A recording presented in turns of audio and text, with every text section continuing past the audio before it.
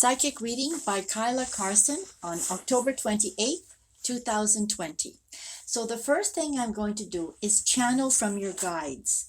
These could be dead relatives, it could be an angelic presence, somebody who's assisting you. Okay, I've often wondered that. Okay. Who might be my guides? You are an old soul. Okay. What that means is you may be young, but you have wisdom. Okay. Because of some of the things that you've gone through. And you can also trust yourself.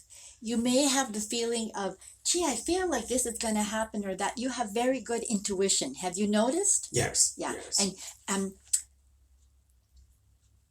okay, you are right-handed? Yes. Okay. Can you see the X between these two lines? Do you see it? Well, it's right there. That kind of forms. Yes, it. and that's called the mystic cross. And that Okay. denotes great psychic ability. So I'm going to hold up your hand so I can see. Okay. Very intelligent, huge intelligence, and tremendous willpower. Whatever you decide to do, Kevin, you're going to accomplish it. Oh, that's true. Yes. And you're a good communicator. You're a very good communicator. You're a very caring, loving person. And okay, you can relax your hand. You never liked conventional society. No. You never marched. You marched always to your own drummer, and you should continue to do so. Okay, your guides. There's great grandparent. Yeah, it's your father's grandfather. Was your father's family from another country? My parentage is really confused. I have two sets of parents.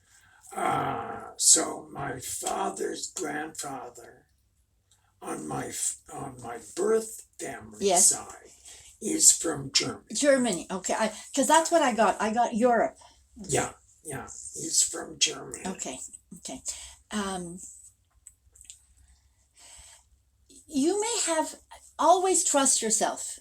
You may have these feelings about things. Always trust yourself. You are correct about that. So your great-grandfather tries to look after you. And he said, I can hear him, and he says, it's a difficult task because sometimes you get yourself into trouble all on your own. And he also says that he tries to give you messages. He tries to send you messages that you're loved and that you're cared for. And he also... You're a bit of a risk taker. You know that? Yeah. So you'll be in a situation and you'll know this is a bad idea, but you do it anyway. Yeah. So, he's shaking his head. He's saying, Kevin never listens. Kevin does what Kevin wants to do. How does he tell me? Do you mind me asking questions? Go ahead. Yeah. How does he try to tell me? A feeling. They don't have bodies on the other side. Yeah. So they can't tap us on the shoulder. But it's like you have a car? No. Okay. No. But you'll want to go somewhere and you have a feeling it's a bad idea. You should listen to that. Okay. Okay? Always listen to that. Okay. And it's a gut feeling. Don't you have a gut feeling sometimes about always listen. Yeah. Okay. You have very good intuition. Yeah. And they're saying, your guides are also saying that there's good things coming. They're saying 2020 was a shitty year for everybody. Yeah. And I'm not making this up. It's really what I hear. But he's saying 21 will be better. He said you're going to enjoy better health and more time outdoors. The spring will be good for you. So you have to hang on till then. And you've been in situations, Kevin, where you could have died. Yes. And you were protected. You were kept safe. And it wasn't an accident that kept you safe. The universe has plans for you. You're a good person. You have a very good heart. And that's why you were spared death. Okay. Sorry. That's one of the side effects of the PM now. So, actually, I think that's a good thing. I think everybody should cry when they feel like it. I don't apologize Good. for it. I say, okay, that's what's it. Yeah. That's what's up. Yeah. So I worked in psychiatry for 10 years, and I worked with individuals who had brain injuries, etc. And you will find that things set you off faster. Oh, yes. Yeah. Oh, you gotta see me watching TV. I'll cry if the lights aren't white enough on the commercial. You know, you're just sensitive. That's a good thing. Yeah. Okay. Your guides are saying, again, it's a male. I don't think he was a blood relative, but he's a male, and he says, we've prayed hard to keep you out of trouble, to keep you on the good path, on the good journey, so that you remain well. He said when you were younger, you had brushes with the law, you had brushes with difficult circumstances where you could have gone down the wrong road, but they gave you these messages of how to stay okay, and you listened. Okay. You knew you were in situations sometimes where if you had done A, it would have been very bad, but you didn't. You did B. Okay. I see you where you are living. It's a bright house. There's lots of light. You need light. You need you need a home that makes you feel good. Okay. And you do volunteer work? Yeah. Not so much anymore. But I've retired to a great extent, but I still keep my finger. Yeah, that's what they're saying, and this is they're saying we are grateful to you for what you are contributing to your society, what you have contributed, and what you are contributing. And somebody's saying you are among the blessed. Do you have faith? Yes. Yeah. So do I. Yeah. And when they say blessed, they mean it. Okay. So you are blessed. Prayer works. Okay. Yeah, it does. It does. No, there's studies. Did you know they did a study? I believe I've read up on that. They did control. Because I have a fairly strong theological background, so Good. I keep track of all things like that. Good. I'm also a minister. Oh, okay. So. Because I went to Bible college, I was going to be a Christian history teacher. Wow. Good. Yeah. Good. And then I had the nerve to ask why. I'm sorry, but that's right. In one of my classes. So. I have a very strong connection to Jesus. If Jesus was alive today, he would not be a Christian. They've turned it, Jesus said God is love. That's all he said. Yeah. He said, love your neighbor as yourself. That's it. And I think they are telling me that you are a good Christian because you have a good heart. And that you are blessed and you will be looked after all your life. You have other relatives who are praying for you. Do you know that? It's possible. Even people you don't see anymore, you're still in their prayers. Okay. So I was also interested in the Gnostic texts that, they were wonderful. They're just wonderful, full of love and compassion. And then things got twisted by the priests to scare us, but, Well, religion became a controlling factor as opposed to a guiding factor. Yeah. The most recent is, not to get political, but in Quebec. Yes. The Anglophones were blamed for law of the province. Yes, they probably were with it, but it was only allowed because the clergy allowed it. Oh yeah, the time of Duplessis in Quebec. Oh, yeah. And he was like this with and they subjugated the people terribly, yeah. Oh, and they had all sorts of scandals with adopted children. Yes. It was a mess. Yeah. So the Bible college, which religion was it in? Baptist. Okay. Enlightened Baptist College in Moncton, New Brunswick. Oh, I've been to Moncton. That's very nice. Yeah. Please hold fast to your faith, Kevin. I do that. Good. Yeah. Good. So I believe that when I pray, I'm speaking to God, and when I meditate, I'm listening to God. Yeah. I agree with that. Now, I don't sit on a cushion to meditate. I walk in nature because that's where I feel the presence of the divine. Yeah. And all I get is love each other and be kind. That's what the message is that I receive. So you are a good man. And again, they say, tell him again, Kyla. They said, you are among the elect and you are blessed among men. That's really nice to hear. The reason I light candle, this is sacred work for me. Before you come, I pray and I say, put your words in my mouth. Tell me what Kevin needs to hear. Because to me, this is sacred work. Well, that's what I kind of came here with the idea today.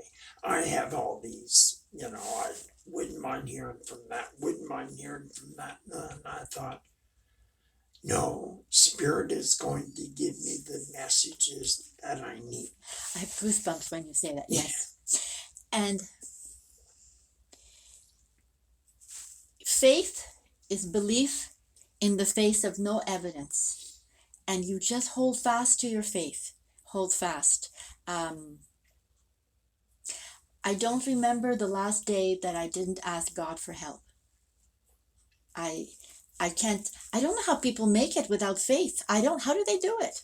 They're lost. Yes. I think they feel lost. You're right. Yeah. You're right. I've always tackled things one soul at a time. I changed. I was heavily involved with the gay rights movement back in the 70s, late 70s. So important. And I adopted the policy then that I'm going to tackle this one soul at a time. I'm not out to convince 1,000 people, but if I can just touch one soul, I've been successful. That's wonderful. You have been on your mission. You have accomplished your life purpose. Oh, I've no doubt. Okay. I wanted to be a funeral director. I became a funeral director. And I wanted to be a funeral director since I was 5 at the Candy funeral. Yeah. I thought I wanted to do that work. And then I took my theological training and molded into my funeral directing. I took my funeral directing and rolled it into my community work. That's wonderful. Yeah. So I'm involved with a group in Ottawa. It's called Death Care Ontario.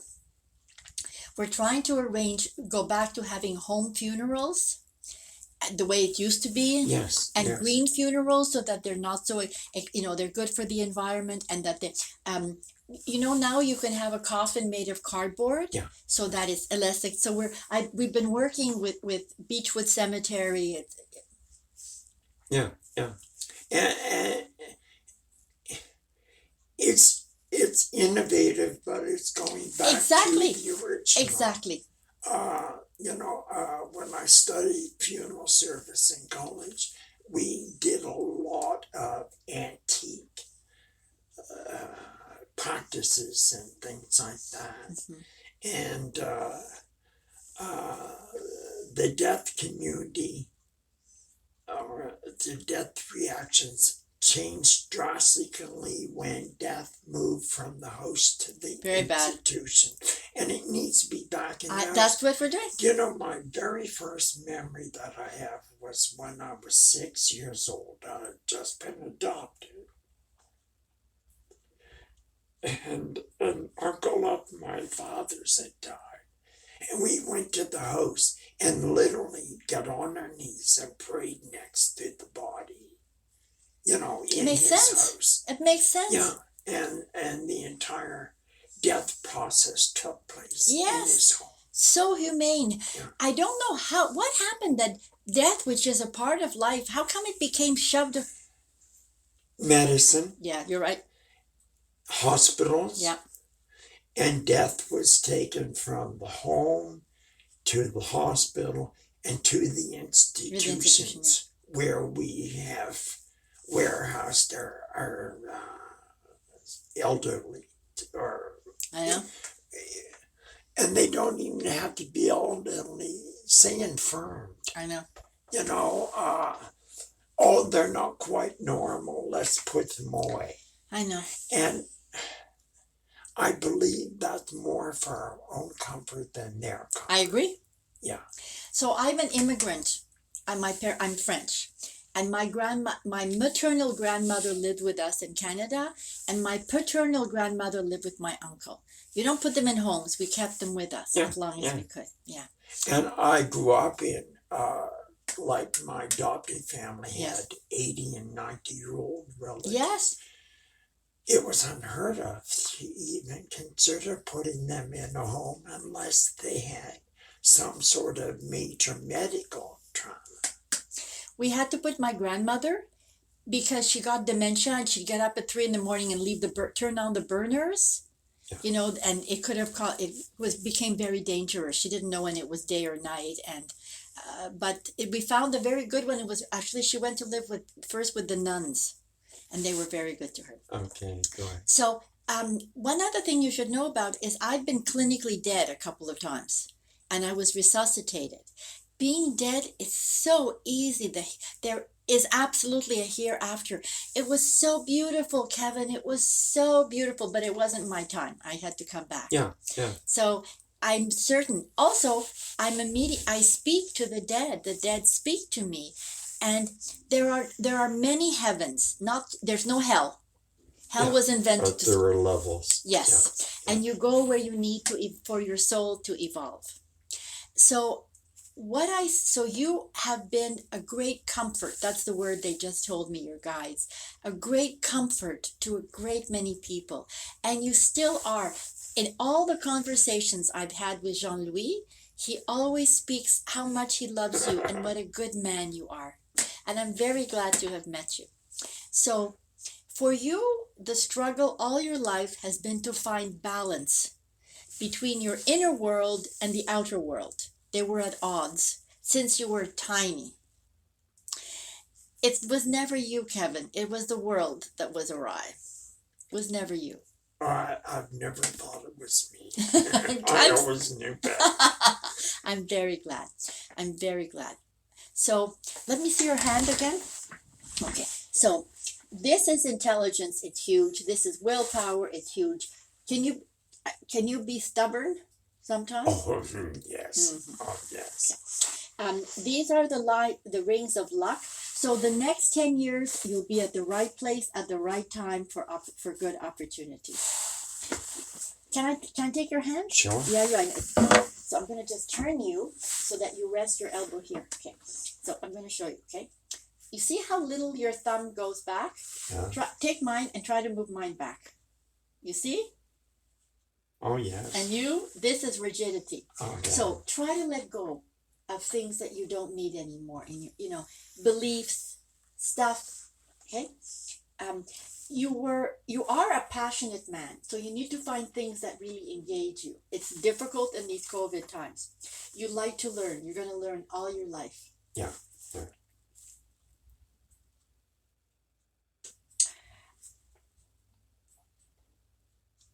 It was, am I right that it was a good thing that you were adopted? Yes. Because in your family of origin, the communication was very bad. Oh, it would have been terrible. Yeah. So you have a long life. This is your lifeline, a long lifeline. Do you know the medical history of your family of origin? To a certain Was there heart conditions? Yes. So that's your weak point. So if you have anything, make sure you're checked by your doctor. Yeah. Okay. I don't see any cancer, but the fragile area is cardiac. Your life got better and better as you got older. Yes. It was really tough before. Nevertheless,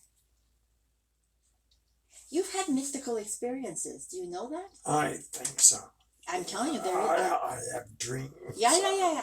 Now, there's something, they're called lucid dreams. Yes, I had one last week. Okay. They're real. Oh, I know they are. That's so I great. wake up and Yeah. I call them visits. Yes, they are. You know, I had a visit with the river last night. And the first one I remember having was right after my father died. And I was so pissed off with him because of the mess he had left. Yes. And I had a dream, and we were talking, and I told him off. Good. I woke up feeling like a million bucks. That's so good. That's very, very good. Yeah. You are an urban mystic. We're not supposed to be in the monasteries anymore. We have to be in the world. The world needs our spirituality in the world. So, and I believe it's by living it. I don't have to preach. It's leading by example. Yeah, exactly. I've always treated my life like a ministry. You know, and no matter what aspect I was doing, even when I was in the bar, as a bartender in the bar, I was even still more able so to yes, connect with people and give them any kind of basically company I could give them. And you might have been the only person that day who gave them real company and real comfort. Yeah. I think of that when I walk down the street, and I'm the sort that insists on saying hello to my neighbors. I want them to know who I am at 2 a.m. if I ever need them, and also smile at them, because my smile may be the only one yes, they get today. That's exactly what I'm talking about. Yes, indeed. Yeah. So I belong to the Madonna ministry, and it's a church without walls, because the idea is we all minister in our daily life. Yeah. And you are like that, and I would have ordained you as a minister, because it's clear to me. I'm actually a bishop in the Madonna ministry. So I ordain people, and I ordain people who are righteous in their daily lives. I've ordained housewives who were being good mothers and members of the community. I've ordained businessmen who were righteous and wanted to treat everyone with honesty. So you are the embodiment of a minister. You didn't need the ordination, but you are that. Yeah, no. I've never felt like I needed the documentation or the piece of paper. Yeah, but you are that. Yeah. You are, in fact, a holy man. And you are walking in Jesus's footsteps, because it is about compassion and righteousness and love, having an open heart. And you are these things. So you have accomplished what you were born to do. Does that mean I'm you're finished and checking out? No. 70s, 80s into your 80s. Between 80 and 90. I was told once years ago, I was talking online of all things, and the first thing I got a message from somebody that saw my name, and they had a message, and they talked about how I'd been so sick, and I was now on the other side of it, and I'd lived to be 87. Yeah. So I kind of paused, and he messaged me back. He said, do you not believe me? And I said, no, I was just thinking, do I want to live like that long? Well, if you keep taking care of yourself like this, yes. Okay. Your energy, so I'm a psychotherapist. I can't give money to street people. They're gonna drink with it. But I give them something else, Kevin. You know how when we walk around, we sort of keep our energy in? I drop all my shields. I open my heart. I look them straight in the eye, and I say, I see you. I don't speak with words. I always speak to them. Yeah. When they hit me up for a quarter, I go, look, I was about to ask you for You're very funny. And But but they, I always say yeah. I'm very sorry. Yeah. I acknowledge their presence. Because that's what, so I have a story to tell. So I do that with all street people. I make that connection that you exist. I see you. You are an important person, and we're taking that moment for deep connection. So I'm in the market, heading to Chapters with my daughter. It was a few, well, I can tell you, 14. Um, it was 18 years ago. It's 35 Celsius. It's hot. She's very tall. She's walking ahead of me, and I'm walking to Chapters because I always would buy my children books. And like all, they have these big planters, with the trees in them. Yeah. And this street person is sitting on them selling spare change, very drunk. And he stinks of body odor, and he stinks of dirt, and he stinks of alcohol. But I do what I've always done.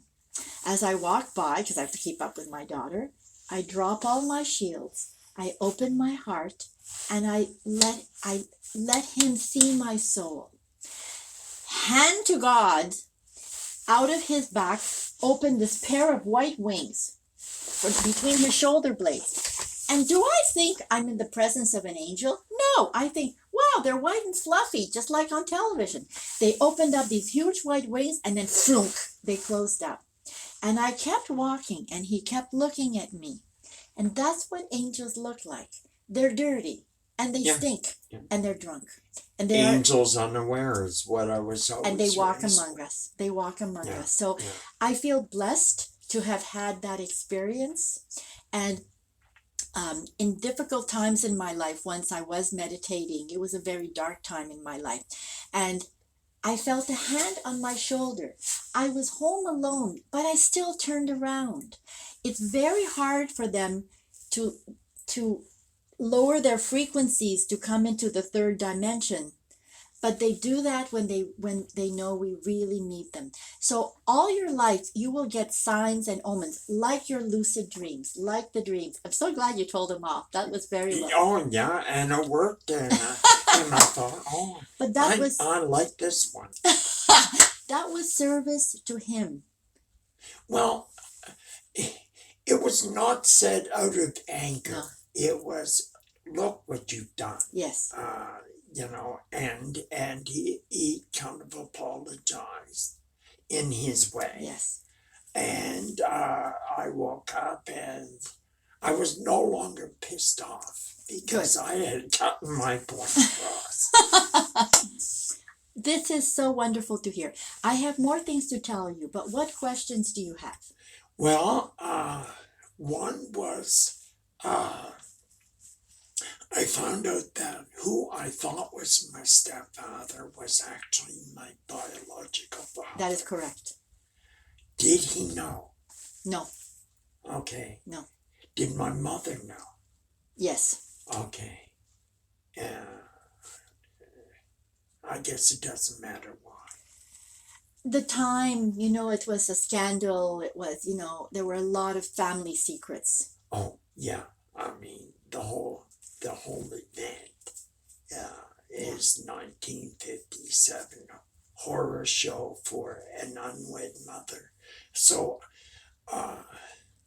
I'm not surprised, and I figured she did what she had to do. Yes. That's how I look at it. Yes. Yeah. Have you forgiven her?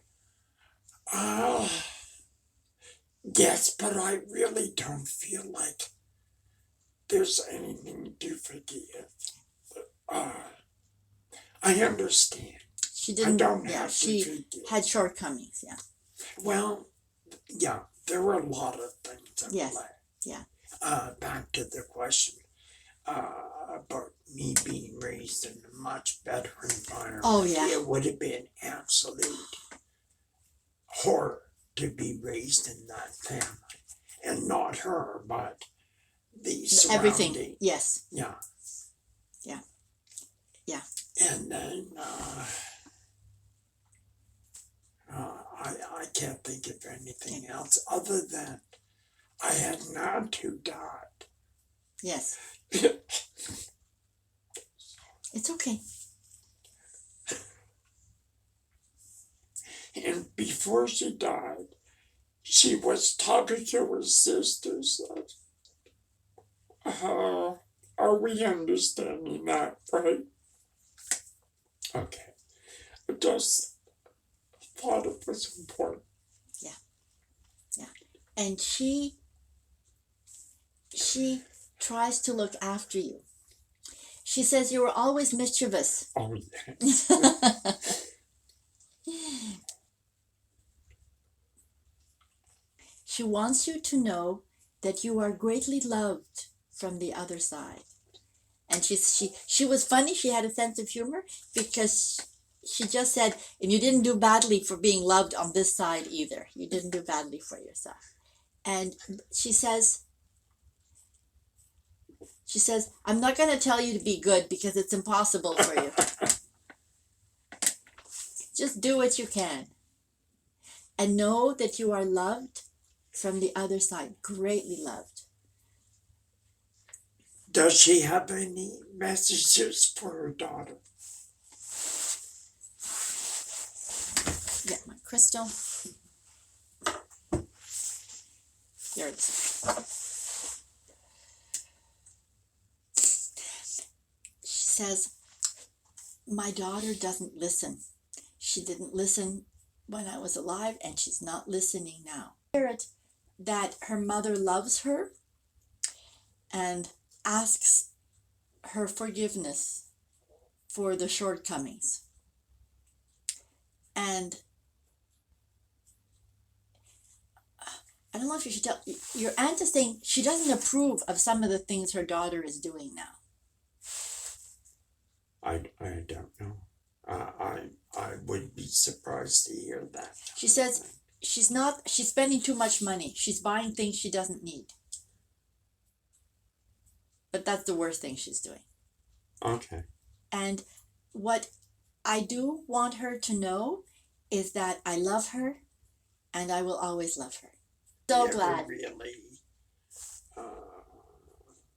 discounted it, I guess is the best word for it.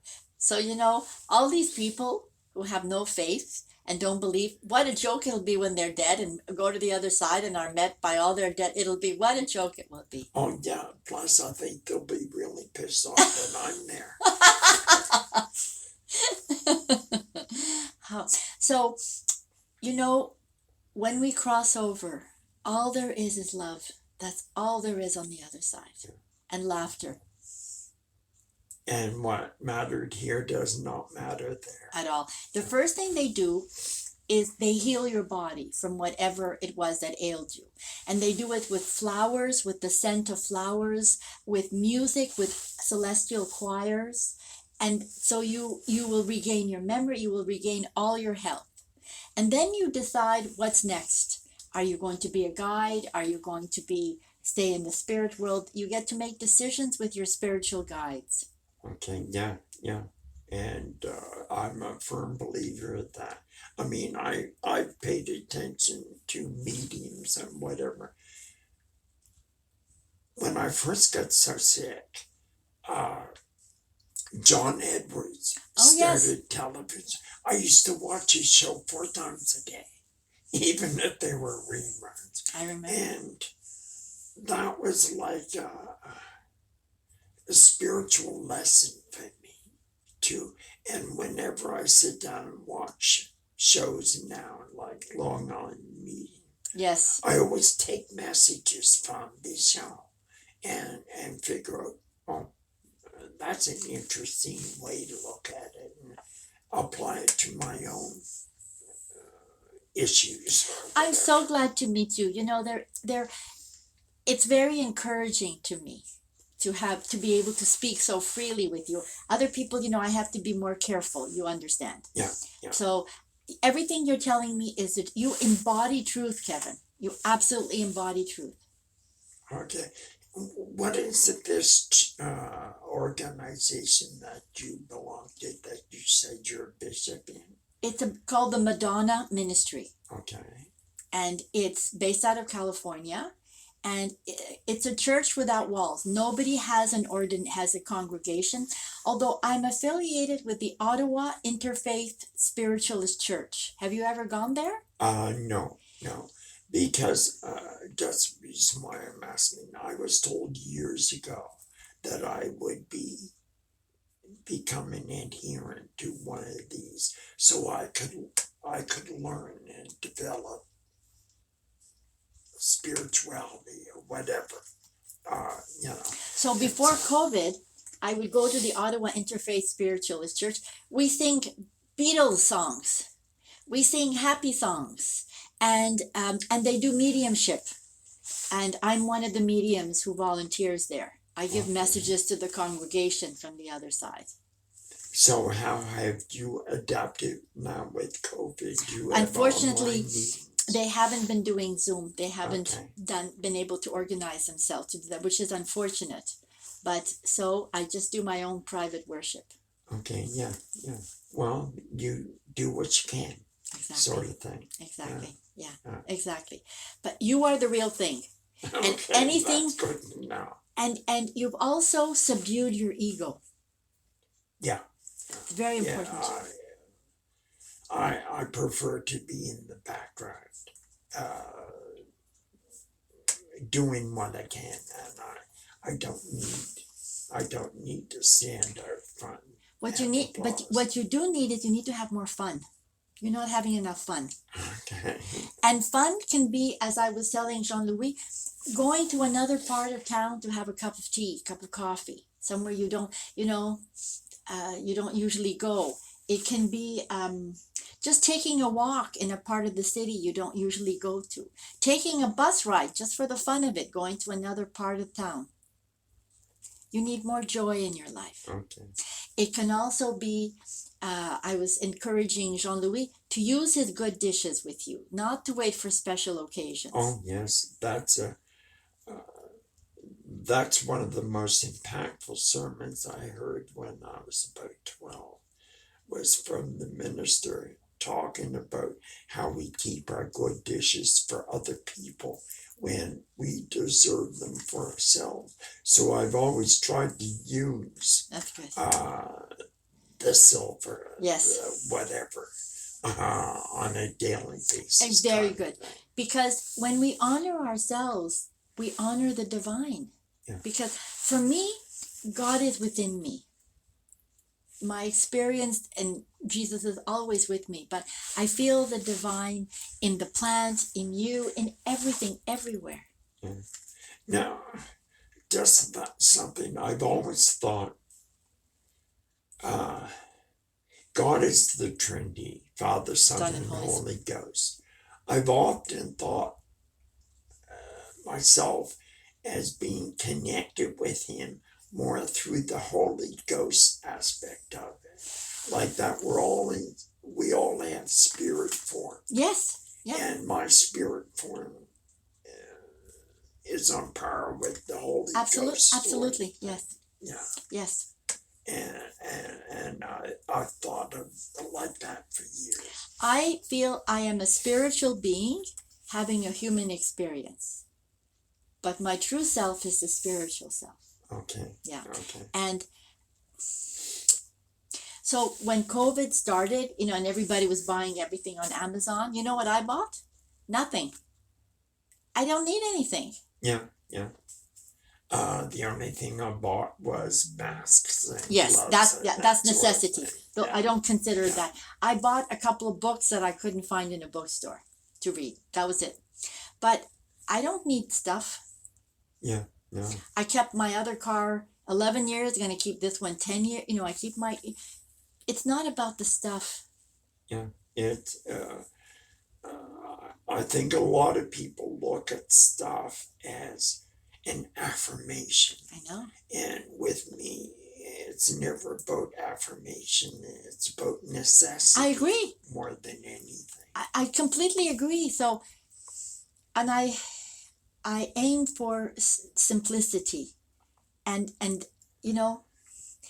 so when I moved here, I had them make custom closets for me. And the guy who made them said, "You have 33% less shoes than most women." I said, I only have 2 feet. And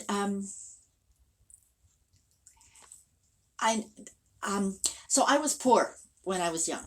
It's really a good lesson because boy, do I appreciate being able to buy food that I want. It's like wonderful. And so I'm very clear about the difference between needs, necessities, and wants, desire. Like, you know, to me, having this, being able to converse with you about spirit, about God, that's a blessing. That's priceless. And but you're the real thing. You're the real McCoy. Okay, that's good to know. Yeah. I've often wondered if I was on the right path You as are. far as they're concerned. You are, yeah. Absolutely. And yeah. And not doubting my own goals or whatever, but I was just wondering how that relates to the other side kind of thing. We are human beings, not human doings. So the goal is to connect to the being, to the essence. And yes, you have done that. You have connected to your essence and you are living the truth and you are walking the truth. And that's what it's all about. And you will do this all the days of your life. You are going to have more visions. You're not crazy. You're not imagining them. They are real. Okay. And this is to support you on your journey because it's a lonely journey. Not an easy one. Okay, yeah. So you will be accompanied and supported on this journey always. And people feel well in your presence. Have you noticed? Yes, yeah. And people come to me, you know, whenever I go home, I would fly back to Nova Scotia in a week. I knew everything. And people would come to me.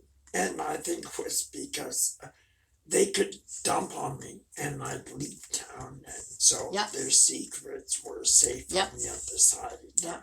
Yeah. But they always were comfortable confiding with me or confiding in me, sort of thing. You are a safe person. You are a very safe person. Also, without the paperwork, you were ministering to them because they could tell you their pain. And in a way, you expiated their pain. You helped to heal their pain. Yeah.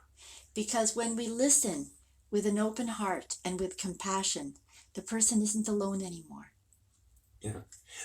That's why I've always been so involved with grief and counseling and things like that. Is because I feel like I can use my education to kind of help them through that. Yes. And I may not have all the answers.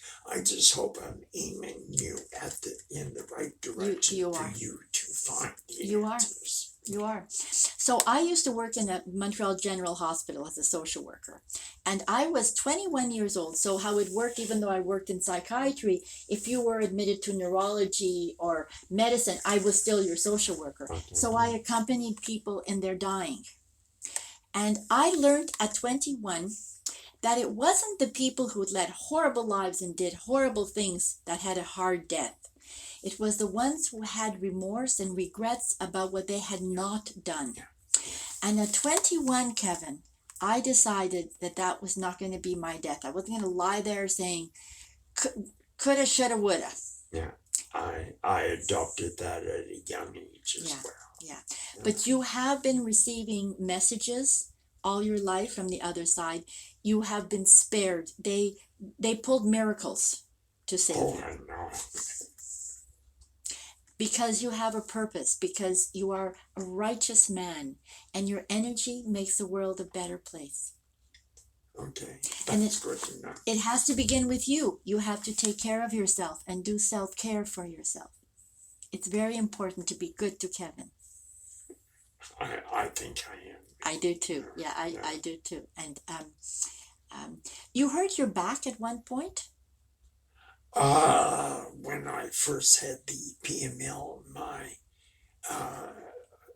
spinal column swelled up extensively, and for the longest time I couldn't straighten the back out. That's what I see. Because I'm also a medical intuitive, I can see inside people's bodies. when I started to channel the dead, I was concerned, so I went to see a religious person and said, "Is this okay to do? I don't want to interfere." And I was reassured, yes, because I've also worked with bereaved families of Ontario to give them messages. And even I saw people whose children had committed suicide. This young man, as his car went over a cliff, an angel appeared in the passenger seat. We do not die alone. We are accompanied. Yeah. I've heard readings since the viruses started. And the message, somebody was upset because mother died alone in the hospital, and the first message that came through is, we're never alone. Never. When we die. Yeah. We always have. Yes. Whether it's folks coming to get us or whatever. That's very true. Yeah. Yeah. So I'm glad you know this as well. I'm not afraid of dying. Easy peasy. When I was 17, I was supposed to die the first time, and I'm still here. So, and I've come to death, close to death on I saw that. occasions. Yeah, I saw that. I practice gratitude every day. I look for things I can be grateful for, and to express my gratitude every day. Yeah. Mine starts when I open my eyes. I go, wow, I got another day here. You also have healing capacities in your hands. Did you know that? No. You never noticed that when you touch people, they felt better? In the days when we could touch each other. Not that I yeah, you have abilities. So it comes through the palm of the hand. And so if Jean-Louis has a pain, you rub your hands together to feel heat, and then just put them on either side of, I know he has pain in his shoulder, and he will get relief, and you will know when to take your hands off. Okay, that's something I never. Yeah, you have healing ability. We all do. Yeah. But I'm telling you that you are in alignment. In other words, you shouldn't do it from your ego of, look what I can do. It's more, for me, it comes through me. I am the instrument. I don't think I do this. I am the instrument, and I'm grateful to be the instrument. But you have healing capacities. And look for joy, like the sun came out after the bad weather, to look for joy. Oh, totally. That's what it's about. It gets me through my day most times. Yes. So just before we stop, do you have other questions of me? I don't think so. Okay. So you might. So here is my card as a clairvoyant. Okay. And this is my card as a psychotherapist. Okay. You know how it is. The straight community wants you to have these straight cards. This is it. So I'm also, for years I've been on Pink Triangle. I work with transgender individuals.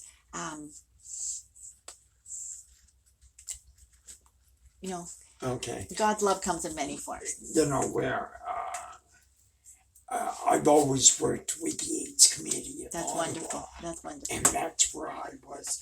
And I think one of the main reasons why I was brought onto the board was my